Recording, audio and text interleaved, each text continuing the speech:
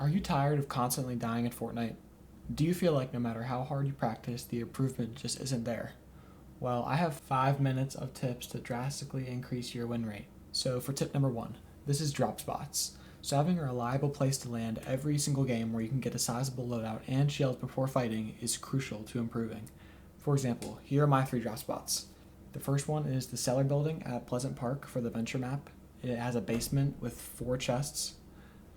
The second one is the smokestack and slurp barrel at Slurpy Swamp for the Slurp Rush map. This one has high ground, a chest, and you can get a full shield. And the last one is the butter barn at Square Meals. This one has a decent amount of floor loot, but if you do the puzzle underneath, you get a golden llama and about 5 chests. The second tip is movement. This is probably the most important one. Being able to move around the map fast, go across people's screens and be hard to hit is probably the most important thing. We have 3 different types of movement: crash pads, grapples, and shockwaves. Shockwaves and crash pads are generally the same thing. They both launch you up in the air in about an arc, but the grapple is probably the most important one and the best to use. And in the specific clip of B-roll, you can see how I used my opponent's crash pad to vault myself up in the air, grapple down, and he didn't know where I was, and I was able to get a free mammoth shot off of him. So most people will just grapple like this, just pulling themselves across the ground, but the best way to grapple is using your momentum to your benefit and sliding with it and becoming a lot harder to hit. So for example, if we're up here, we're going down this hill, instead of just grappling down it like this, what we want to do is go back up and pull ourselves down. That way you can carry your momentum forward. I went much further than if I just grappled straight. You could tell if you're doing this correctly by just looking at the grapple animation itself. So if you see your character pull the grapple back, you're not doing it right. For example, this is what it looks like. If you do it the right way, you'll pull yours straight into the ground, and you'll be able to go a lot further. There's also a very important glitch with the grapple. Instead of grappling and then pulling out your shotgun or your AR or whatever, you can actually pull it out immediately. This is done by just switching to a weapon right as you click the grapple. So right here, I have it ready, and I'm gonna press 1, which is my shotgun, at the same time I left click, like this. And that way I can pull out my shotgun immediately.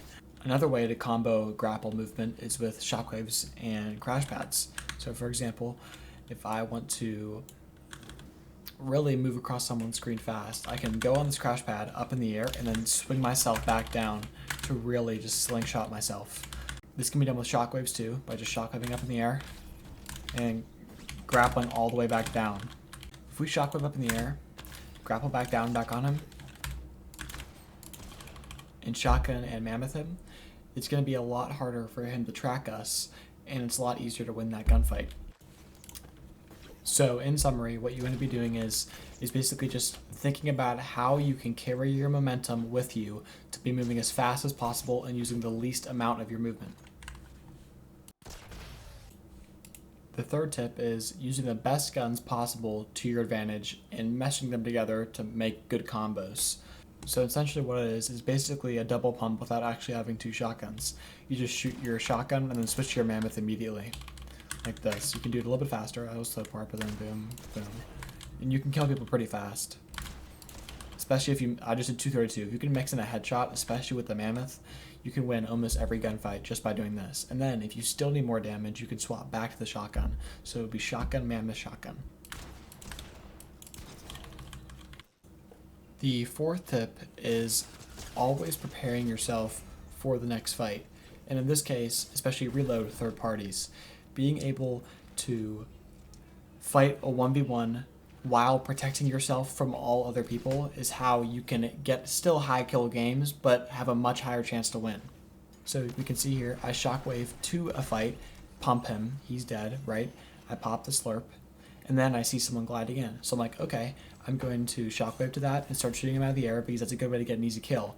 However, I hear the grapple behind me, but I don't react fast enough. This guy's already on me. He shotgunned me twice, and the only reason I was able to Escape is by throwing a boogie bomb and shockwave. So that quick thinking, even though I kind of messed up that fight, the quick thinking of the boogie bomb and the shockwave ended up keeping me alive. This fight is a good example of me preserving my life, even though I know this guy just landed. Okay, so he's going into the building next to me. He lands on the roof, jumps right down, tries to start spraying me. I immediately run inside and grab a right angle peek. I pump him once, he hits 78, and I slide and hit him again. That is how every fight should be played. You should be always for looking the best angles on your opponent and never fighting from a disadvantage. And that's 5 minutes of Fortnite reload tips.